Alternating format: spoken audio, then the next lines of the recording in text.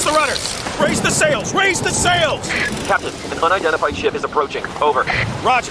Wait, is that an Enterprise sales solution? Reach sales professionals, not professional sailors. With LinkedIn ads, you can target the right people by industry, job title, and more. Start converting your B2B audience today. Spend $250 on your first campaign and get a free $250 credit for the next one.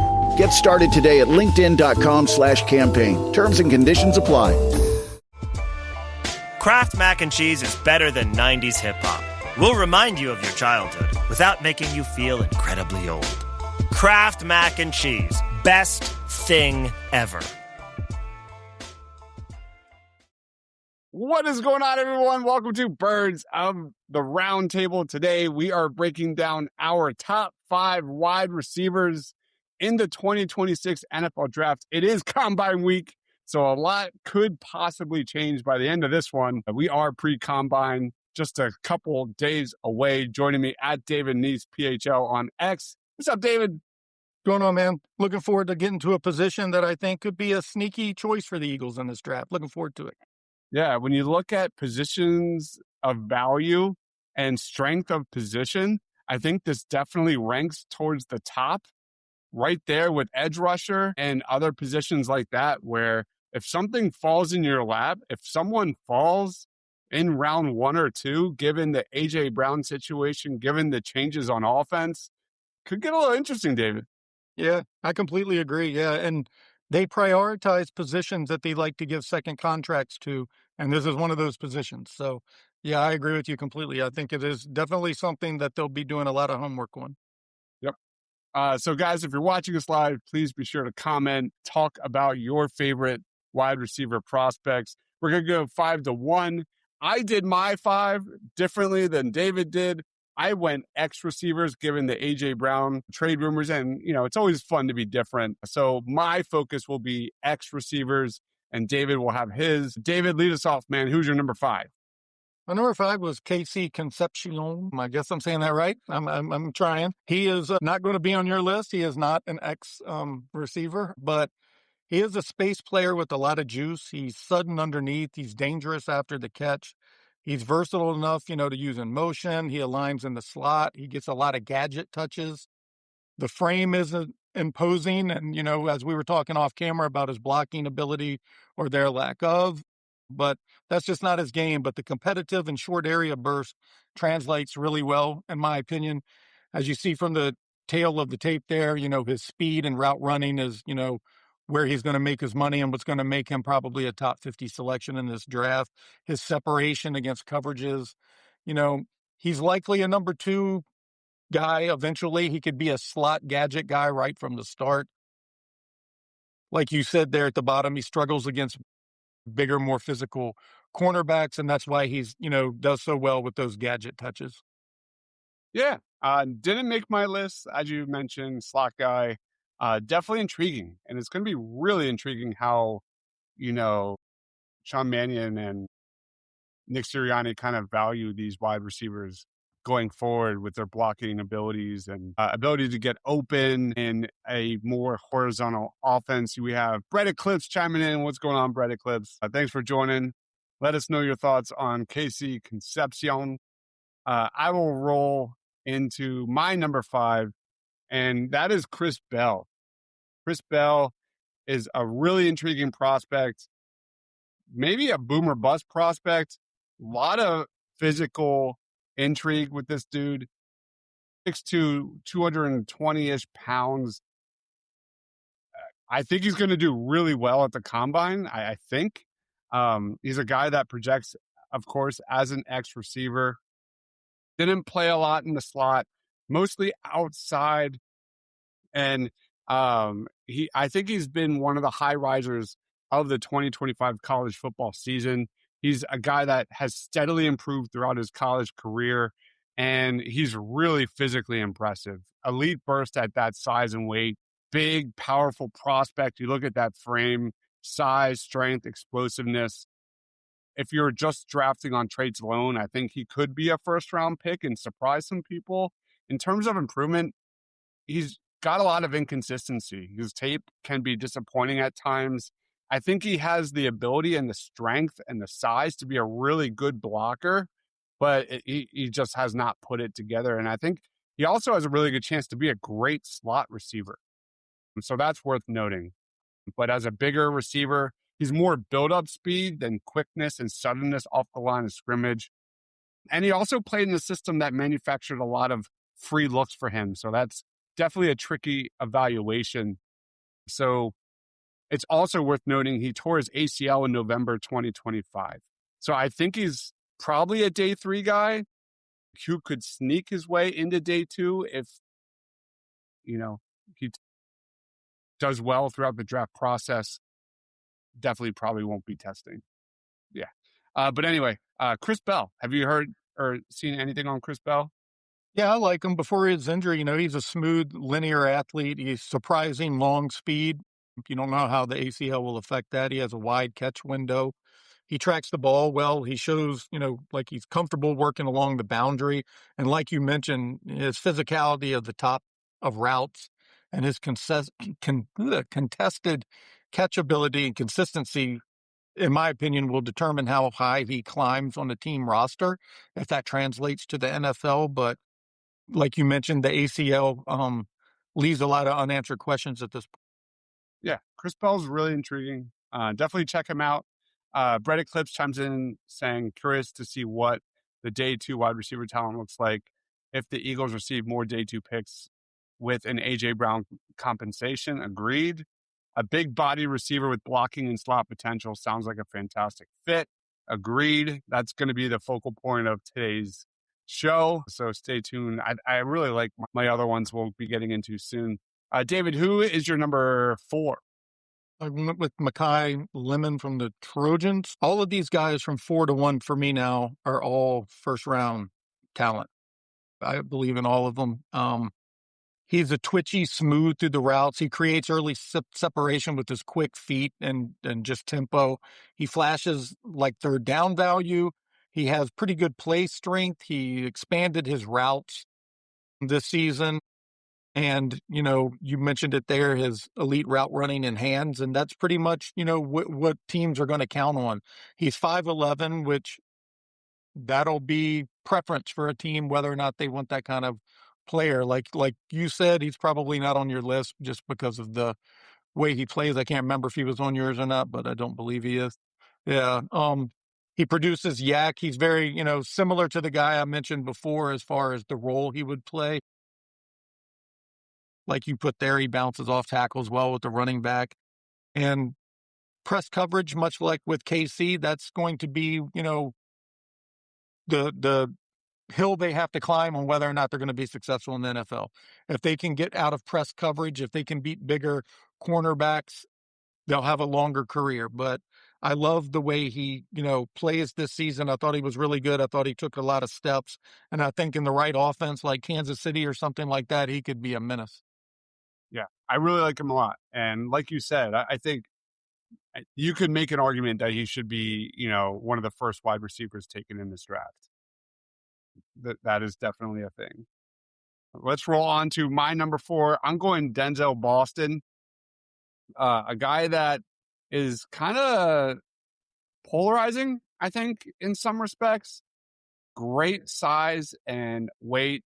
He's got 109 pounds. What he does really well is really interesting. I mean, he's an elite red zone weapon at the next level. He's kind of your bona fide contested catch dudes. Great measurables, big frame, great ball skills and long strides. But I think he's a better mover than is like what you would expect out of someone 6. Pretty good against press coverage. 82.4% of his targets were uncontested, which shows he knows how to create separation. He's got an enormous catch radius, just a 3.1 percentage drop rate in 2025 with a 76.9% contested catch. He had some elite catches in 2025. In terms of areas of improvement, he's not elite after the catch. This is not a yak guy. He's not a yak king. He had a subpar 11.4 avoided tackle rate and averaged just 4.98 yards after the catch per reception. So definitely a guy to watch out for. I don't like how he plays against zone coverage. He averaged 1.79 yards per route run, which was 10th percentile among receivers drafted since 2019 against zone, which is concerning with how much the NFL plays zone in 2025. But, a lot of what he does well with that upside, definitely makes him an intriguing fit with Sean Mannion's offense. Kind of like a Anquan Bolden, Mike Evans kind of dude, a big body, strong hands. Doesn't have blazing speed, but can go up and get it.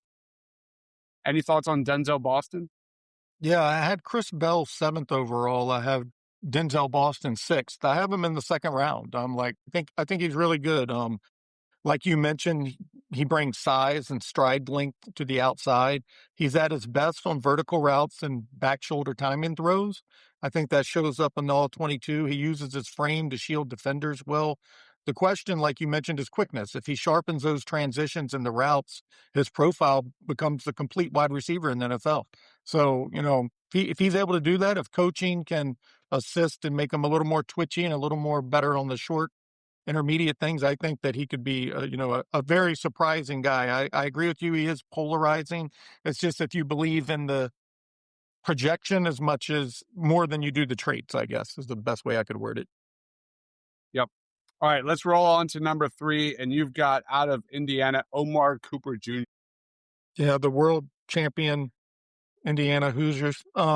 He was a big part of the reason they were so good. He's a vertical power receiver who can open his stride and threaten over the top. He tracks the ball naturally. He shows flashes of body control along the boundary. He's consistent snap to snap. He does really good in tight coverage. The next step is just development. And again, I'm a really trait-based person. So I just fall in love with these kinds of players. I think I have them in the top 20. I released my top 100 Wow. pre-combine list. I think I had him number 19 overall. He's just Wow. just such a versatile playmaker. I mean, yeah, I'm all in on him. I'm a big fan. Like you put there, he makes some serious catches that just scratch your head. Like you just can't believe he came down with the ball. He would need to improve as a run blocker, especially if he's going to come to Philadelphia. But yeah, I'm actually just absolutely thrilled with him as a player. I would use a first round pick on him. And again, like I said, I think I had him 19th overall. I believe in his traits, and I believe he'll take the next step. I think he has the potential to be top 2 receiver in this entire draft. I thought he was underrated, but I'm surprised you had him that high. That's pretty interesting. Yeah, I am definitely all in him. I followed them all year because of coached at one of the schools I scouted at JMU. So I've kind of followed him and Kamara over to Indiana. So I watched him from, the inception. And I've just been so impressed with, all of the strides he's taken to get where he is. And I think that there's still room to build there. And I really do believe he's a top 2, 3 receiver in this draft. All right. Rolling on to my number 3, and we are going to Georgia State, not Indiana, the exact opposite of what Indiana is right now. They're kind of on top of the world. But we're going to Georgia State. Let's talk Ted Hurst. I think another high riser that I think all Eagles fans should know about. One of the biggest winners of the recent Senior Bowl, measured in at 6'3", 207 pounds. He's a guy that can win in various ways, beat you at vertical speed, route running, separation after the catch, tested catches. He has a large catch radius, really strong hands, all the physical abilities you're looking for, which gives him really intriguing upside at that next level. Again, just starting with the contested catches, 61.1% contested catch rate, 90th percentile of FBS receivers, big-time playmaker, big-time athlete, ranked number 83 on Feldman's annual freak list. He's expected to run in the 4.5s in the 40-yard dash. He had 34 catches of 20 yards or more. David, that ranked number 1 in the FBS over the last 2 years. And in terms of improvement, definitely needs to run a better route tree and fix some of the drop issues. But I think this guy could be really intriguing in the right scheme. He's not a guy that's going to break a lot of tackles. And also his mom is a Dallas Cowboys fan, which definitely knocks his stock down 1 or 6 notches. Yeah. I think he's got first round talent. Any thoughts on Ted Hurst? I love him. I think I have him like 7th or 8th on my NFL board, but as far as my Eagles board, I have him as a day 2 guy. I agree with everything you said. He's more of a projection than a finished product. He flashes length, the catch radius you mentioned, especially on the boundary throws. He's just so good. His ability to separate versus press will define his ceiling. That's going to be a common theme with almost all these guys. His developmental upside just hinges on refinement and play strength. But Yes. I agree. I think he'll turn some heads at the combine. You mentioned his speed there. I think he came into his own at the Senior Bowl, and anybody who paid attention to that quickly learned his name. And I think he'll just continue rising up, like mock simulations and fan boards. But he's not catching anybody off guard as far as NFL scouts goes. He's firmly been a top 75 guy this whole time. Yeah. And our 1 and 2 are the same, which I thought was surprising for me because I thought I would be different than you or Ryan. But anyway, number 2 is Jordan Tyson. David, any thoughts on Jordan Tyson? Yeah, he plays with just a great edge, acceleration. He can stack corners vertically and shows bursts out of his break. He just has real explosive play juice, which is why I have him this high. I don't necessarily have him like as a Eagles fit, but I do love the player. His route tree is still growing, but the twitch and confidence just scream starter traits. He just, like you said, they're just a very polished guy. One of the more important things that you list on there and is the reason he's so high on my NFL list is his run blocking ability. That's one of the easiest ways to get these guys on the field quick. And when you can do that, you can sell play action and different plays. And the only hindrance that I, toyed with about not putting him as high as I did is the injury history. But aside from that, I think you're getting one of the best players in the.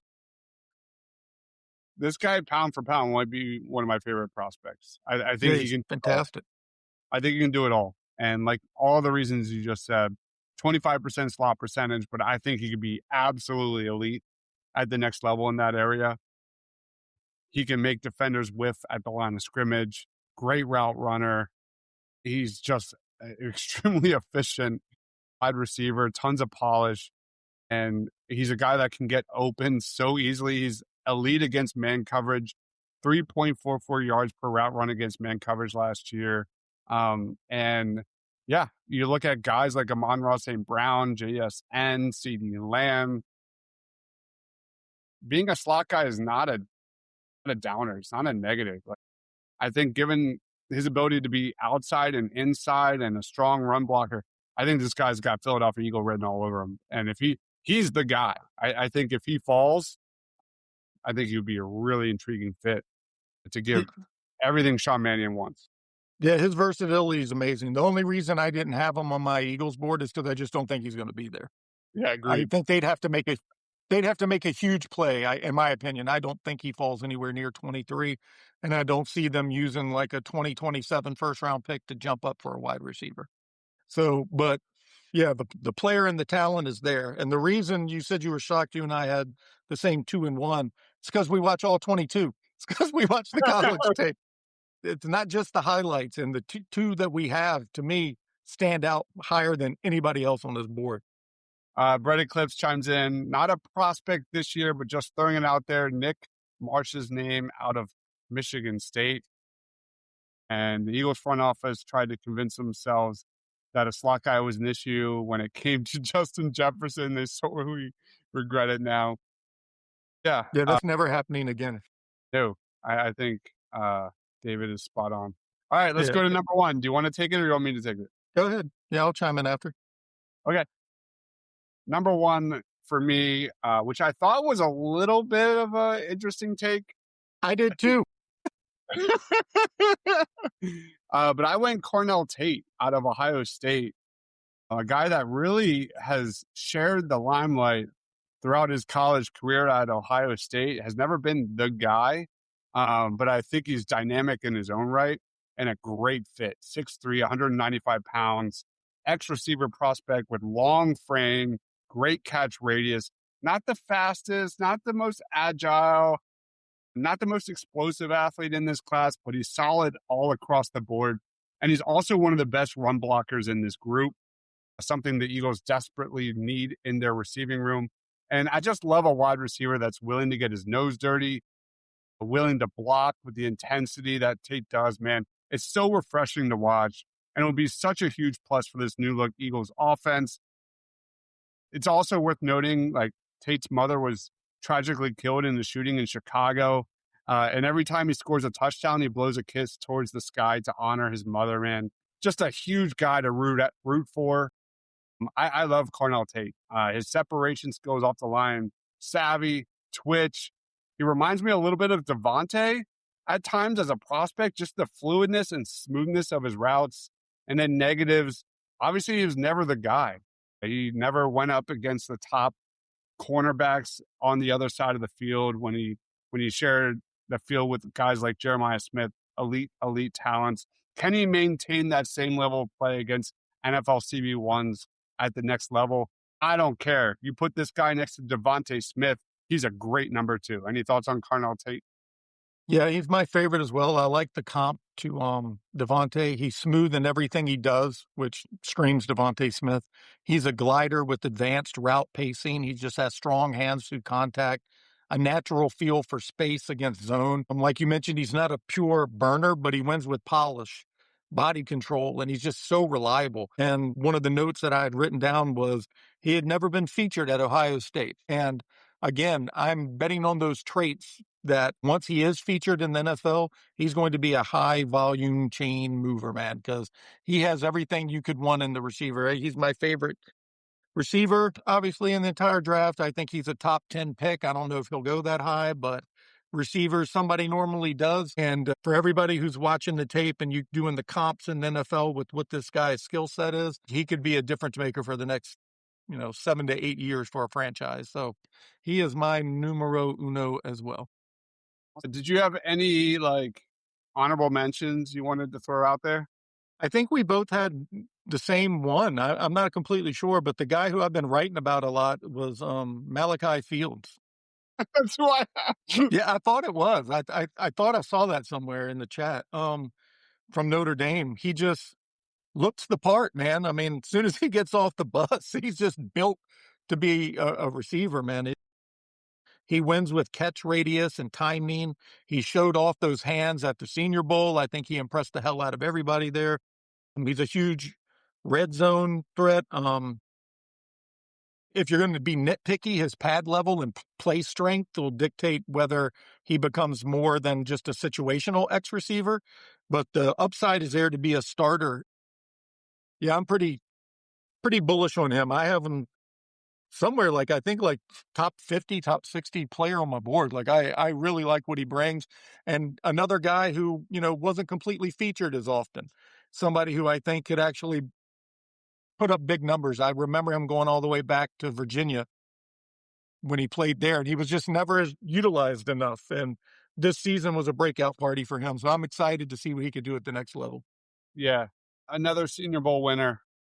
I'm really intrigued with this guy. His physical traits are off the charts. Not an elite athlete by any means, but I mean, no wasted steps in his routes, clean breaks, great body control. He had one of the best moments of the Senior Bowl with an over-the-shoulder catch from Taylor Green. Shameless plug. We covered the wide receivers. We covered the quarterbacks a couple weeks ago, and Taylor Green was one of our top Eagles targets. Needs to add a little bit extra weight, but maybe converts to tight end, can play a little tight end because he's a great run blocker. And definitely an intriguing, versatile option there for the Birds. Definitely check out Malachi Fields. We have a comment from Brett Eclipse. Where would you guys say the wide receiver class ranks this year compared to the last couple? Any thoughts on that, David? I normally do that with the positions as we get closer. I haven't really done that with this position yet. I did it with running back. And I did it with quarterback before we did the show, but I didn't do it with Mendoza would not have been number one quarterback to me. Last couple seasons, probably. Love would have been behind Bijan and the guy last year, his name is escaping me. whoever was drafted first running back last year. I can't even remember. He's in with the Raiders right now. Can't even think. Genty? Is that his name? Genty? And like Sadiq this year at tight end position. I don't think he's TE1. I think he's TE3 last year. He's behind Loveland and Warren. But I haven't really done that with these wide receivers. They're different, but in my opinion, Tate would be top 3 in any of these years. I think his skill set is that good. I would put Tate behind Marvin Harrison Jr., behind Ted McMillan. I would put him above Luther Burden and Emeka Ibuka. And I would put him above Adonai Mitchell. I loved Roma Dunze. I think he was my number 1 last year. He was one of my favorites.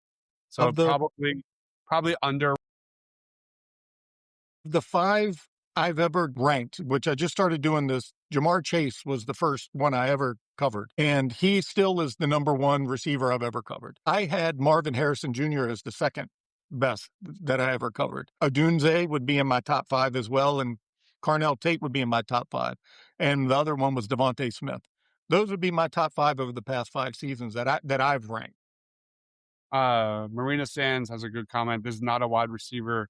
There is not a wide receiver in this draft that would replace Smitty, let alone AJ. I think this is a bad draft. I think that's the reality. And I think in terms of value, in terms of what the Eagles would do, it definitely makes a lot more sense than I think the Eagles going after a wide receiver that drops in the first round or the second round than a guy like Sadiq or another position outside of the defensive line. That's just my take. Yeah, I think there's some good players. It just depends on what position you're looking at. But overall, I would tend to agree that if you compare draft for draft, that there's not many guys in this draft who would be number 1 at the position the past couple of years. It's a generally weak draft, and the wide Which receiver, is why Howie might stock up on 2027 draft picks too. Might not be the worst decision. Sorry for making my question opposite of the title.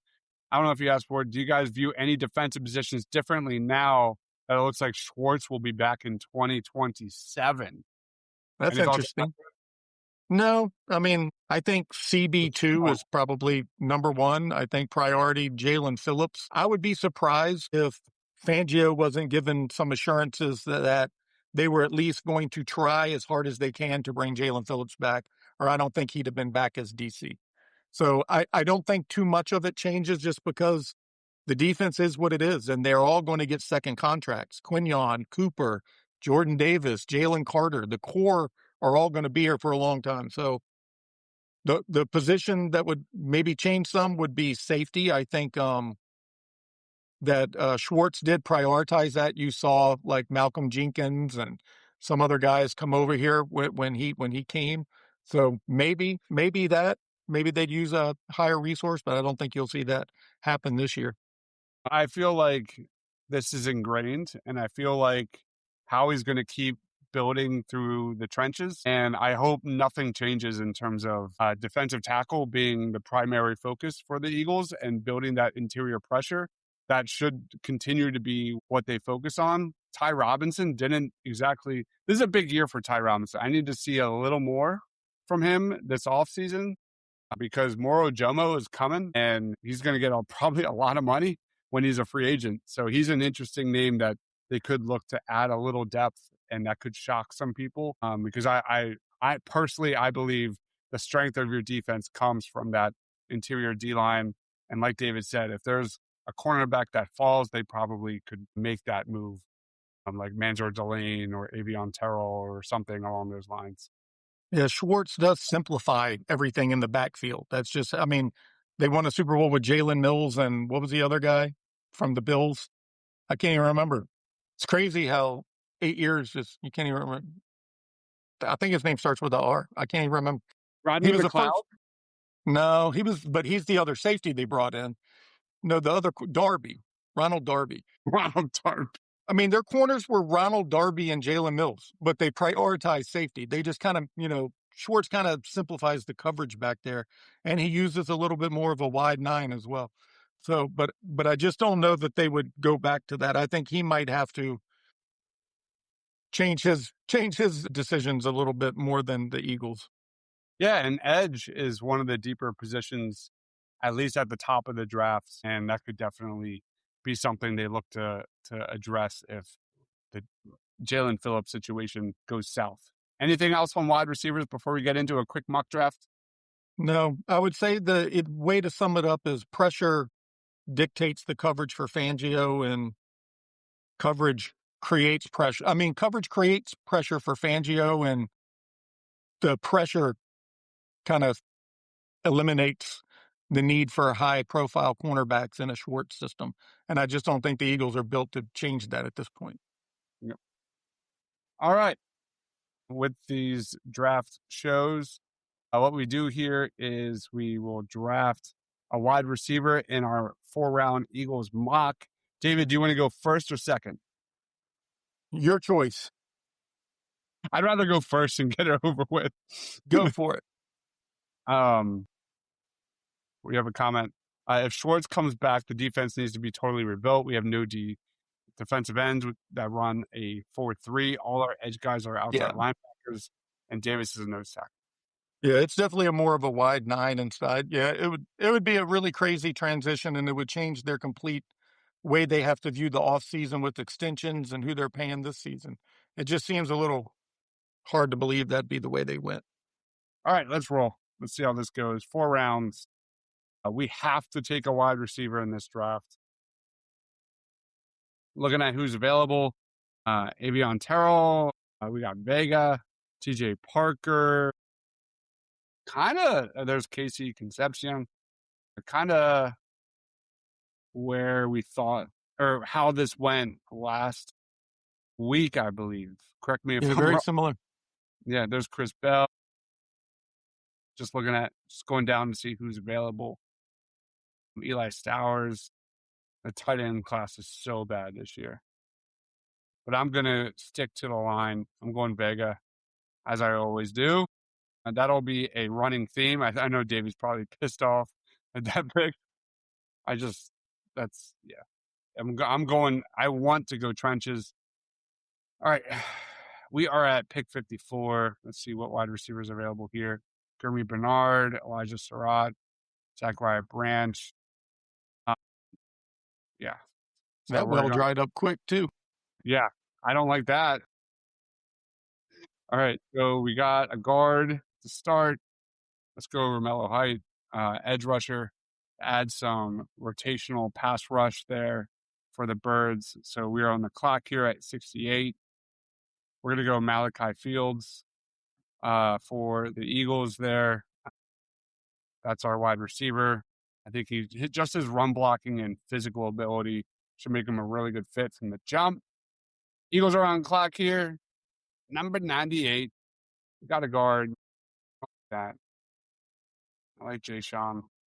We're going to go. I think I took this guy every single mock.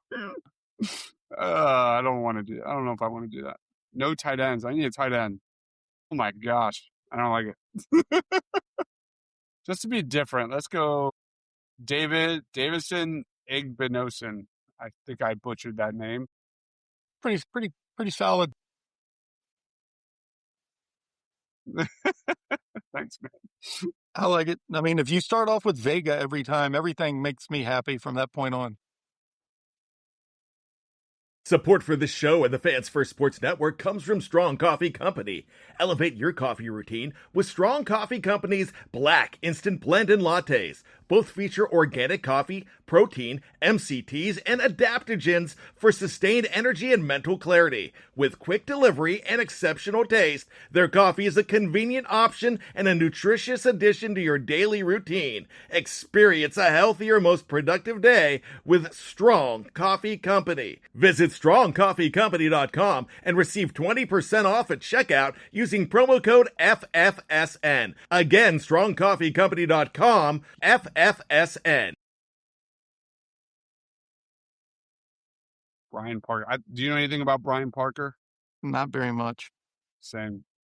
I always hyper focus on who I think are the top 100 guys, to be honest with you. I'm never going to sit on here and act like I know too many of the players ranked 250 to 400. And just, yeah.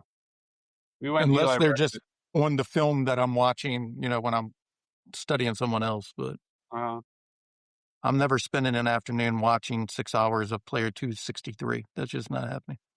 let's get crazy. Let's go Jacoby Lane just for a second X wide receiver that doesn't run block, but he's definitely got some pass catching upside. So we went Vega, Romello Height, older prospect, but definitely can rush the passer. Malachi Fields got some good size there in Fields and Vega. Igbinosun, Eli Raridan, great size, and Jacoby Lane, great size. He's like 6'4". Any thoughts? You traded A.J. Brown. That's what I think. GM Deibs shipped A.J. Brown to New England for a 2027 first round. All right. Yeah, I like it. Height, Yeah. like you mentioned, is an older prospect, but he is really good. I probably undervalue him because of his age, but he is a very good edge rusher. And for a few years, he could probably be a 10-sack guy consistently with a lot of pressures. He is a really good player. And Malachi Fields at that point, like I said, I think I have him 50th or something. So, yeah, I like that a lot. And Davison, I like him a lot as well. All right, man. New mock draft. You're up. Ugh. I can tell you now, you can just go to OT right when it pops up. Even if Vega's there, I'm not copying yours. All right. Good luck, dude. Vega is there. Yeah, definitely go OT. I'm going Monroe Freeling, offensive tackle, Georgia. Right. The Georgia pipeline is real. Reddit Clips chimes in. Do you guys see that Jets are reportedly interested in trading McKee? Given the lack of quarterback talent out there, would you trade Tanner McKee? If it's for a second or third round pick, and they're confident that they have a backup plan there because no team values that backup quarterback role more than the Eagles do, yes, I would move him for a second or third round pick. I would prefer a second and 27, quite frankly. This is the trade I go back and forth on all the time. Like you said, like having a valuable backup quarterback is so vital.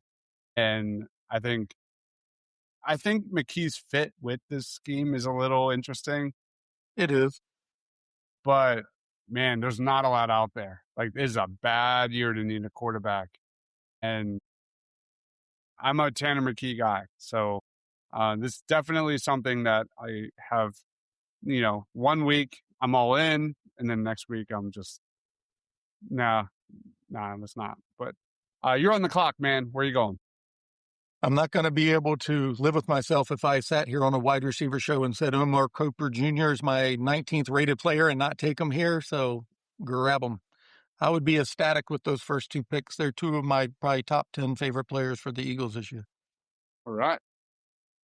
God, having to pass on Josiah Trotter makes me sad, but there's no way I'm taking him. Even though I would love to keep that pipeline going. Just select tight end. There's got to be somebody worthy of this spot at this point. Where's Oscar Delp? Is he not even? He's way down. Or maybe he got picked already. Oh, there it is. Oh, yeah, I'm not taking him this high then. I actually maybe would, but give me edge rusher. Man, I remember hyping up Oscar Delp for years. I've been covering the draft for so long. Like, I remember talking about him like 3 years ago. Yeah, definitely in 24. He's so underutilized. I think he'll be a really good player. Yeah, definitely go to edge rusher. I can't take Delp that high. You could deny Dennis Sutton. Yeah, give him to me. I don't think he's the greatest of fits, but they definitely need to grab an edge rusher for leverage in case they lose Phillips. What do they have? 3 on the roster? Yeah, Hunt, Smith. Who am I missing? I don't know. Uche Aziz, gone. Phillips, free agent. Brandon Graham, he'll definitely come back. Ooh, Marina thinks a 4th at best for McKee. Interesting. And he says Cooper is wide receiver 4. I don't know, wide receiver 4 in the Eagles or in the draft? Let us know, Marina. Where are you going in the draft? Give me I know who I want, but I don't know if he's there. Rutledge is gone, huh?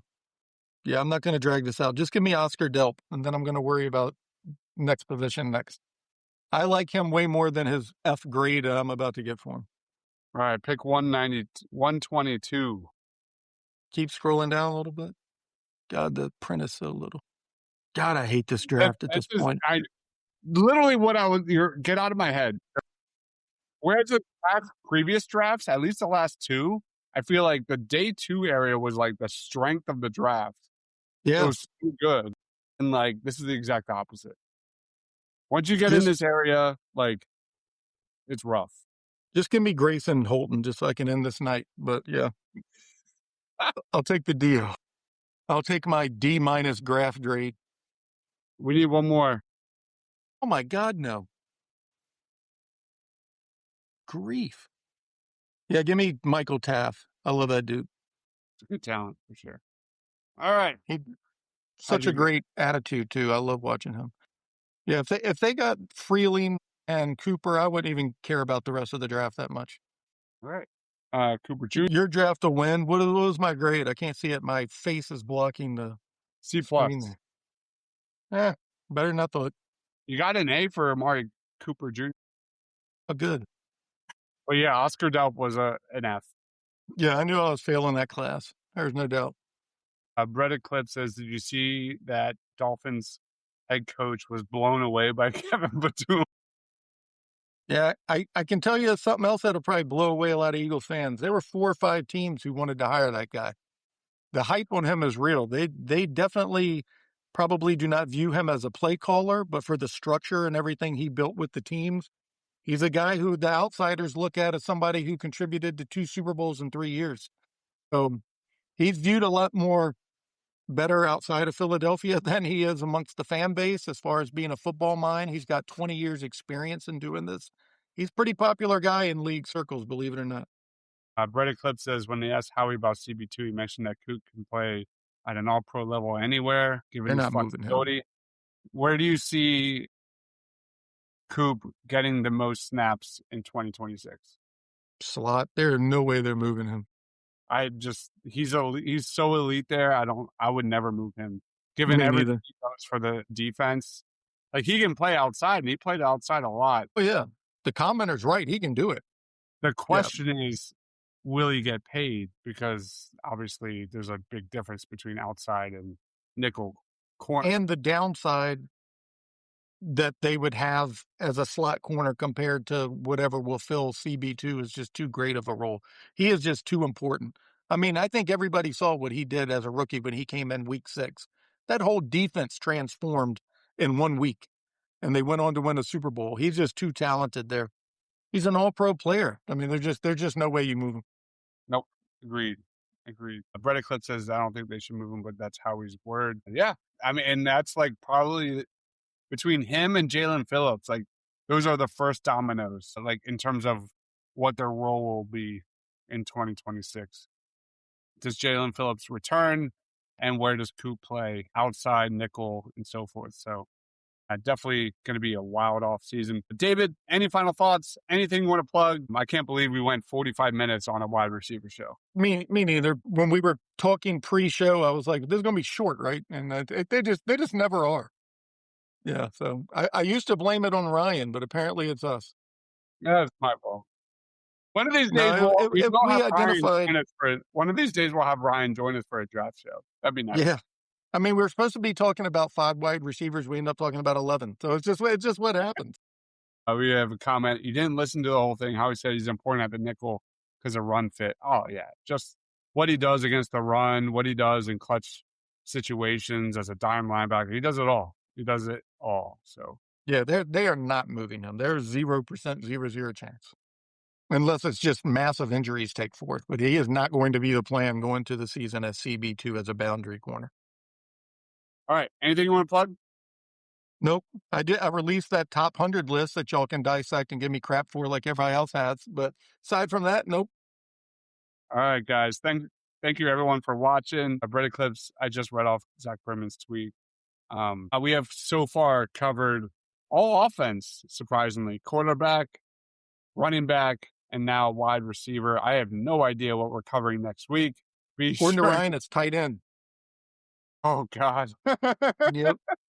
All right, so are we doing all offense, then defense? What's going on? I think that's the way it was mapped out because He has it mapped out so it stops literally the Tuesday before the draft on Thursday. Okay. And ironically, he hasn't been here. So I don't know. He spent the whole offseason coming up with this plan. Poor Right. guy getting crushed in So- his real job. Is that going to be 5 or 10 tight ends? Do you have any idea?